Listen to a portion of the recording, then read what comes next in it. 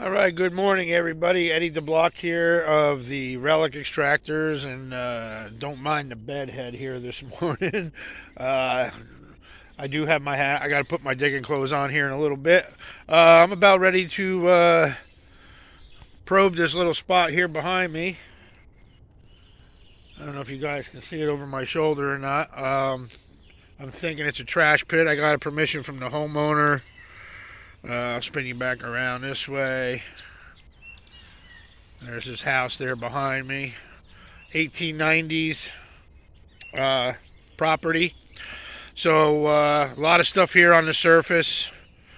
So I'm going to probe it out, see if it's an actual trash pit or if it's just, you know, just a small pile of whatever. But the homeowner told me he's pulled out some bottles out of here. You know, when he's tilled it over, he just got a load of dirt right here, as you can see. He's going to put a pumpkin patch in here pretty soon, so I've got a limited time to get into this area here in front of me. Probably about, I would say, maybe 6 foot wide and about 10 feet long. So I'm going to see how deep it is.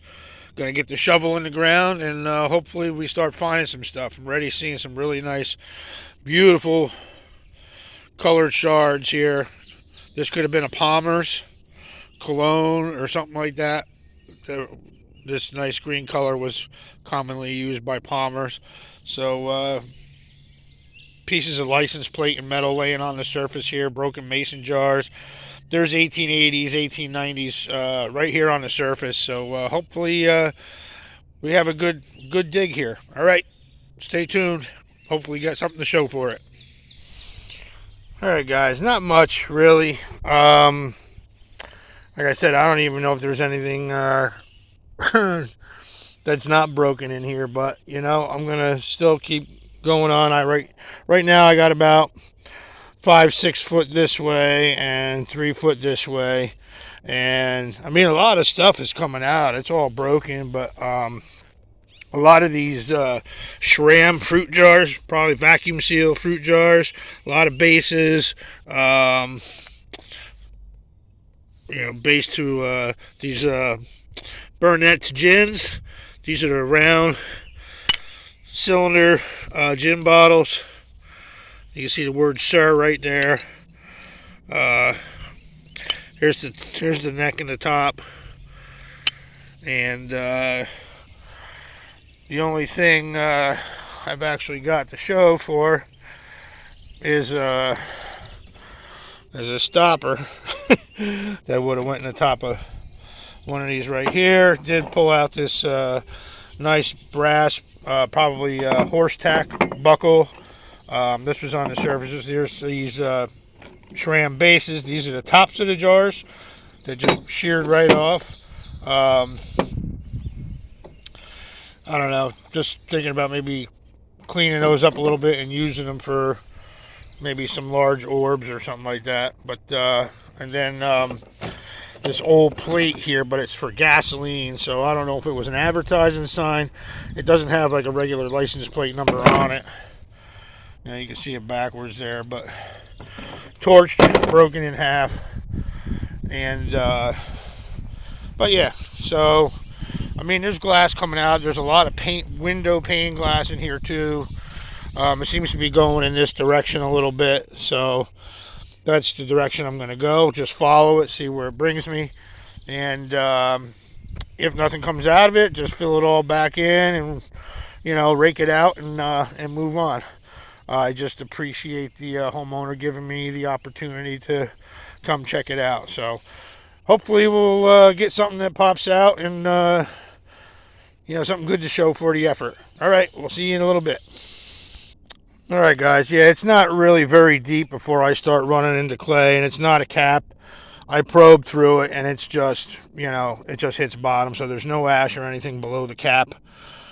If it is a cap, clay right here. But anyways, look at this crude. I mean, this is heavy. This is probably the heaviest and thickest cone ink I've ever dug. It's an early one. This is definitely an 1880s. Look at that heavy seam there, that rolled lip. wonky as all get out. No maker's mark. So first sign of life really in here amongst, like I said, a lot of, pane glass, broken jars up the wazoo though. I mean, Shrams, a couple balls, but mostly Shram automatic vacuum sealers. And this is basically the first thing I popped out. So we'll see you in a bit. I just noticed this here on the surface. He must have knocked the top off of this stoneware lid. You can see where he's already ran his tractor through here, and this is where he gave me permission to dig, so I got to respect that. I'm not going to creep out into here. I will pop that out though and see if there's a jar underneath. But other than that, I'm staying behind this line. Not going to go much further than probably like right here, another 4 feet maybe, and then I'm just going to start filling it in if nothing comes out. So but yeah, on the board at least. Beautiful ink actually. So we'll get back at you. Stay tuned. Well guys, I went in about like an 8 foot by 8 foot area here. The only thing that popped out was that really crude cone ink, and then at the very end over here in the front, I did pop out a little White Old Tatum chemical here, a little amber chemical. Got the cork in it. Here's that stoneware lid. This one here was the one that got the top popped off it by the tractor, probably when he was grading it out. It had some issues anyway, but I like using these to put candles in. Let the candles burn right out in there, and then, and then toss it. So I did pop out a horseshoe. Probably not going to keep that. And like I said, it was, a nice brass buckle. Probably, like I said, from some horse tack. Quite a few of these broken Burnett's gins, and like I said, that's probably what the stopper went to, just like the Gordons. Tons of these Shram vacuum sealers out of St. Louis, and this is the tops of the jars. Everything's shattered. I mean, the homeowner did say, he did, find some bottles that he's got in his basement or whatnot. I haven't seen them yet.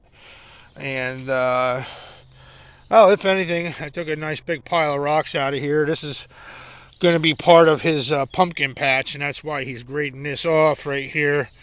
And then he's got that huge truckload of dirt underneath that tarp and that small pile there. So this whole thing is going to be his his planting area for the pumpkins. And it is very wet in here. You can see it's like kind of swampy and everything, like just up to the line right here. So I'm just going to clean this up a little bit more, and I'm going to get out of here. And that's about it. It was worth a try, and I appreciate the permission. Absolutely. I'll have to come back here with a 6-pack for this fella once I find out what kind of beer he likes to drink. And I mean, that's the least I could do is for him showing his hospitality and giving me the time to come in here and fiddle around. So all right guys, well, sorry nothing over the top came out, but it was worth a try. You never turn down a permission if someone allows you to.